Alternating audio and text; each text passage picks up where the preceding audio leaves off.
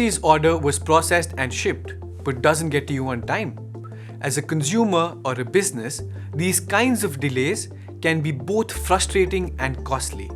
How does this happen? Red tape at the border, in the form of bureaucratic delays or duplicative and complex border requirements, are a burden for businesses moving goods internationally. Most of us may not witness these hurdles firsthand, but their impact on day-to-day business operations is enormous. Ask any fruit exporter shipping across continents or an artisan selling their crafts internationally. They'll tell you about the added costs and unpredictable delays that can make or break their business. Since it came into force in 2017, the WTO's Agreement on Trade Facilitation, or the TFA, has served to expedite the movement, release, and clearance of goods. For businesses, this means a faster process for their international sales. And for consumers, it means faster deliveries. Think of it this way.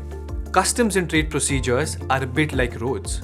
Some are smooth and efficient, others are slow, unpredictable, and full of stops. For many businesses, especially small and medium enterprises, trading across borders can be especially burdensome if the customs procedures or the roads, as in our example, are poorly constructed or have unnecessary tolls and stops. This is where the Trade Facilitation Agreement helps governments upgrade from bumpy, slow routes to efficient express lanes for goods.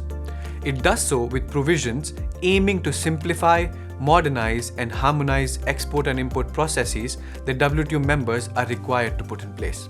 What makes the TFA unique is that it recognizes that not everyone starts from the same place. Developing economies and least developed countries can identify where they lack capacity and seek the necessary technical assistance and support to meet their obligations under the agreement. In this way, the TFA supports developing countries in simplifying and modernizing trade procedures.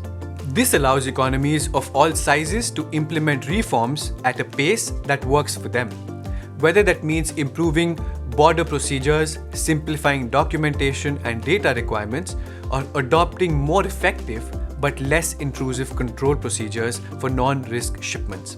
And the impact is real. According to a study conducted by WTO economists in 2023, the TFA had already boosted global trade by over $230 billion.